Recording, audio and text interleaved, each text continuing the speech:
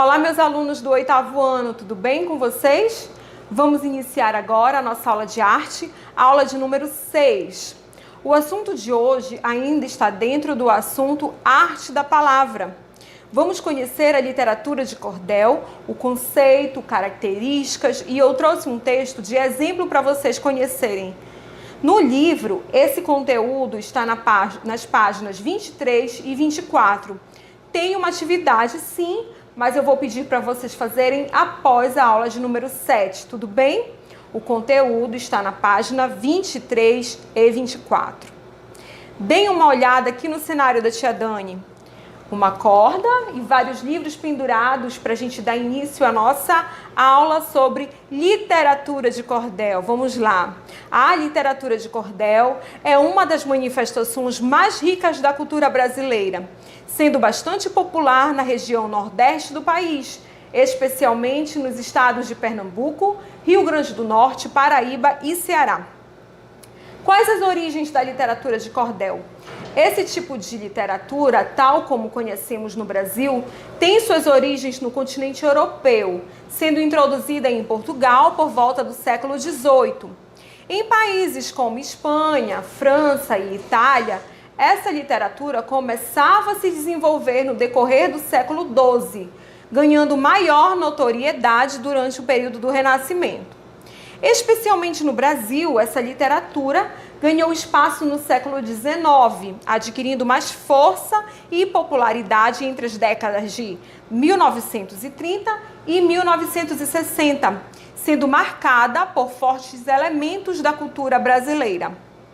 Busca por informar os leitores utilizando recursos divertidos e a forte oralidade. Trata-se de uma tradição literária de cunho regional, ao contrário da literatura convencional, essa impressa nos livros que a gente conhece.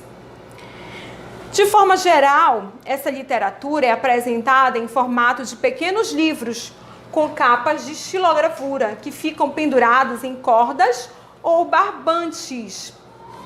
Por isso, esse tipo de literatura recebeu esse nome. Sobre o que é a xilogravura, convido vocês a verem uma aula que eu dei a respeito. Vou colocar o link lá no Proesc, na área de atividade, tá bom? Não deixem de ver e conhecer o que é a xilogravura, saber que técnica de arte é essa, tudo bem? E que estampa esses livros do cordel. Sim, voltando para a literatura de cordel. Ela consiste em um tipo de gênero literário elaborado em versos com linguagem popular, retratando temas do cotidiano. Essa literatura, geralmente, os próprios autores fazem a divulgação das suas obras. Nesses livros, os próprios autores vão lá com as pessoas, possíveis compradores, né? Vamos às características da literatura de cordel. Primeiro, uso do humor, sarcasmo e ironia. 2. Linguagem informal, coloquial. Intensa presença de oralidade, rimas e métrica. Abordagem de diversos temas políticos, religiosos, folclóricos, históricos, sociais, entre outros. Alguns exemplos de literatura de cordel que são famosos.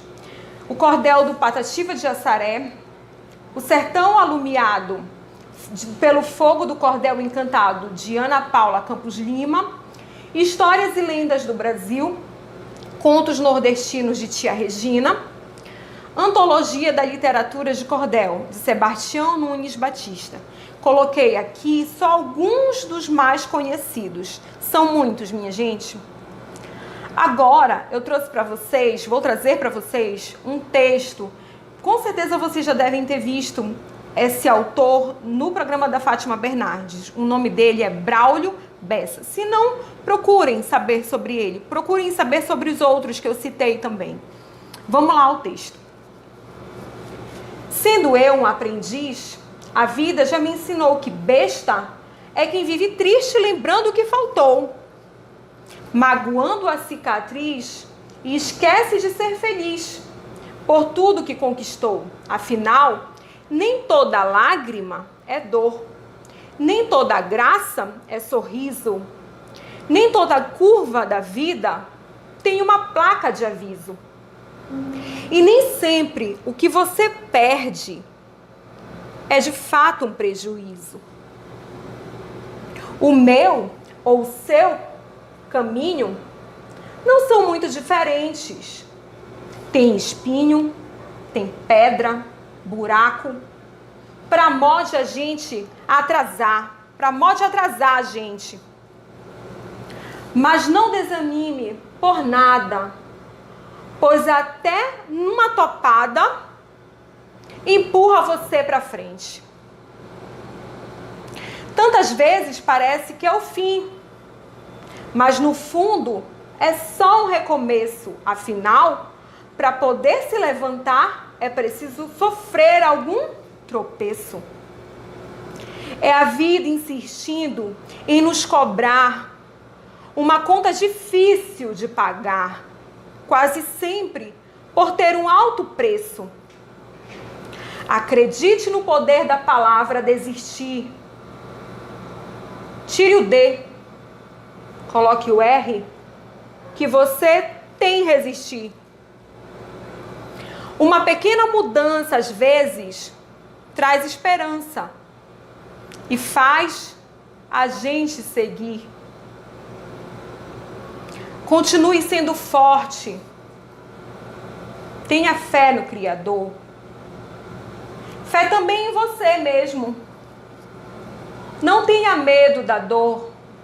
Não tenha medo da dor.